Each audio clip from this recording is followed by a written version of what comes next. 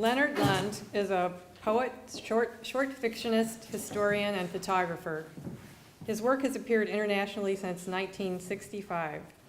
Len reads regularly at several Chicago area open mics and appears in Ohio, Pennsylvania, and Indiana several times a year. See your program for a long but very partial list of the places he has published.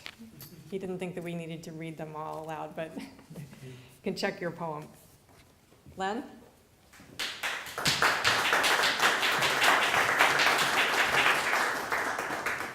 I always figure the places I've published don't mean much to readers because it's the work at hand that's going to either drive them away or make them love me, one or the other. The questionnaire that I did for the website asked the question, what inspires you? Which is probably the nicest wording I've ever run into for the question that all of us hate as writers. Where do you get your ideas? Okay. What inspires me? Well, we'll talk about that as we go on. One thing is the visual arts. It's nice to be surrounded by things that make the mind work. Hand in hand with that, the writing community lost Vince Coates last week.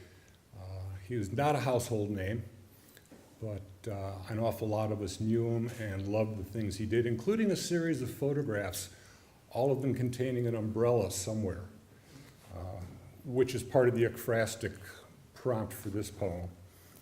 As you need. I will give you umbrellas to dance beneath in rain, to use as stepping stones above the waiting clouds. And I will give you rainbow ranks of parasols to keep you, on good days, from blinding the sun itself. Death is an influence. I write a lot of love poems, a lot of war songs, and you can't do those without eventually having to talk about death. A friend of mine said, I think you're my favorite poet. And my response was, I don't want to be your favorite poet because all of my favorite writers are dead. This is called Your Blue-Eyed Boy. It's not the midnight pains that make me stare into the dark. It's the ones I've loved, even those who never knew, shuffling off their paths. And the ones I've learned from, even those who never knew me, laying down their pencils. And it's not my fault for growing older every day. Ah, death, death, death. You're really beginning to piss me off.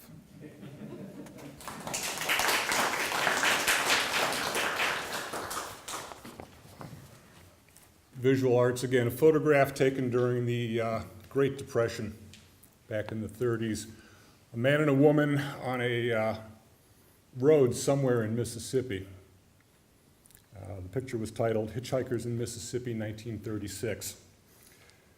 The trees of forgotten summer have drawn up slim and dark against the morning's gray cold, like the woman standing by the man. The canvas bag at their feet shows black beneath the dust. It holds everything but the clothes they've worn since yesterday, her purse, its emptiness punctuated by handkerchief and hairbrush, and the cigarettes and matches a stranger gave them last night.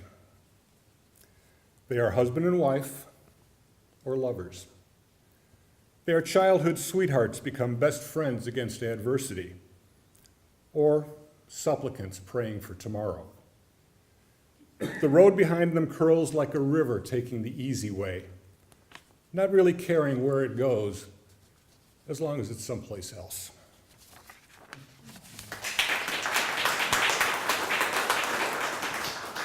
I do a couple of poetry months during the year. National Poetry Month, of course, is April. And the folks down in Lexington do a poetry month, the month of June. And the nice thing about doing a 30-30, where you write a poem every day, is that almost nobody's going to see this stuff. So you can play with things, you can play with forms. The center U is a short Japanese form, similar to the haiku, except that it almost exclusively involves human beings, where the haiku is more, I suppose pastoral might be a word for it. 3 lines, 5 syllable, 7 syllable, 5 syllable in the purest forms, and that's it. In this case, I got to play with an annotated center U. Your hair in firelight. He feels her heart beating. The pulse of her breathing flows across his chest. Seizes at my wanting heart. Her body settles into sleep like a child into dreams as he holds her in his arms. As if eyes and throat. He loves to look at her, love her. Midnight thunder grumbles as it stalks away unwanted.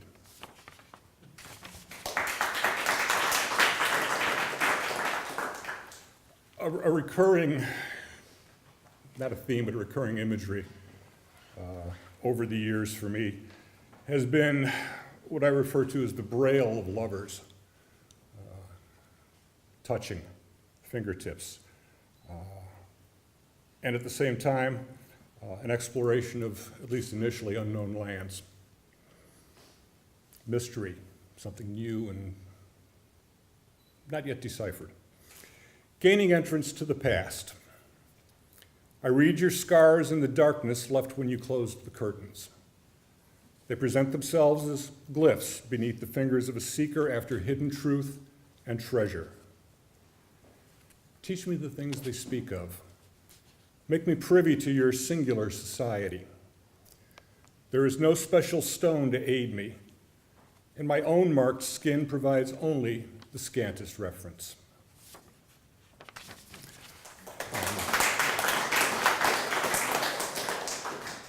And I think just about all of us as writers at some point are also influenced by the news.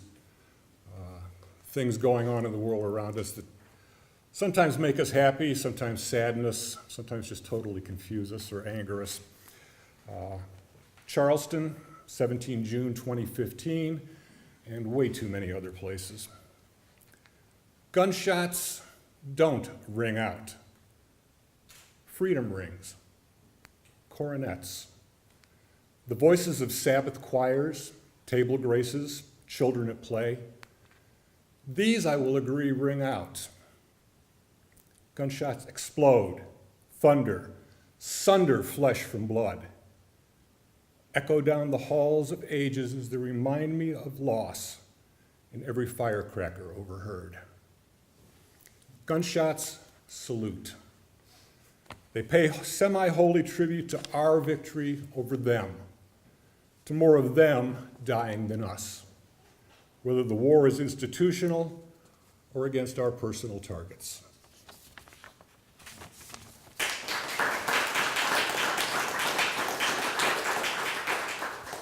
And the last, again, ekphrastic, Mona Lisa, the thinker, and a word I haven't used since I got my degrees in sociology, propinquity, which means closeness.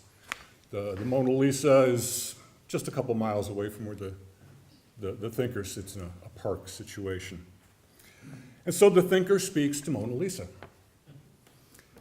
If I never shape my lips and tongue to praise you with a whispered ti adoro, or a sigh-inducing je t'aime toujours, my eyes will let you know the truth.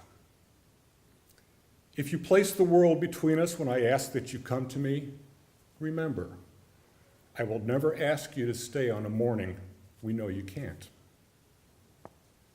If we agree to rewrite the future us, to change the paths of stars and planets, my heart could feel no different or care any less for what others might think.